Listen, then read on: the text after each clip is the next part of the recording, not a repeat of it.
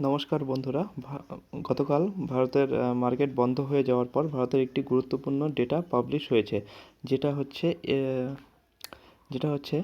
FY 24-25, ঠিক আছে, মানে 2024-25 আর্থিক বছরের যেটা লাস্ট কোয়ার্টার, জানুয়ারি থেকে মার্চ পর্যন্ত যে কোয়ার্টার, অর্থাৎ কিউ ফোরের GDP growth rate data publish হয়েছে।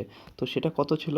7.4, ঠিক আছে। কিউ4-এর জিডিপি গ্রোথ রেট হচ্ছে 7.4, যেটা এক্সপেক্টেড যেটা ছিল তার থেকেও অনেক বেশি। এক্সপেক্টেড ছিল 6.5 থেকে 7%-এর মাঝামাঝি, কিন্তু সমস্ত এস্টিমেটকে বিট করে দিয়ে কালকে যেটা গভর্নমেন্ট অফ ইন্ডিয়া যেটা পাবলিশ করেছে সেটা হচ্ছে 7.4%, যেটা খুবই ভালো।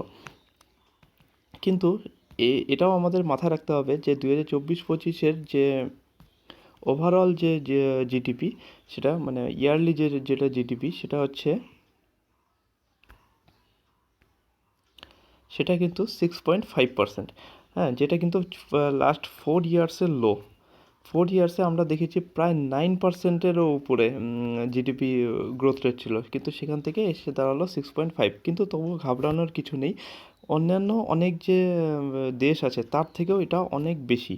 বিভিন্ন দেশের তুলনায় বিভিন্ন দেশের যে বর্তমান জিডিপি তার থেকেও 6.5 এর ধারে কাছে কিন্তু অন্য কোনো দেশ নেই।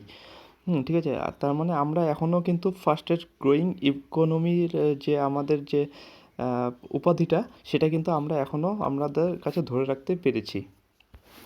তো সোমবারে মার্কেট ওপেন হলে বোঝা যাবে যে এর ইম্প্যাক্ট মার্কেটে কী হয়। আশা করি এটা পজিটিভ ইম্প্যাক্টই মার্কেটের ওপর ফেলবে। তো এরকম আরও ভিডিও দেখতে চাইলে আমাদের চ্যানেলটা সাবস্ক্রাইব করে রাখো।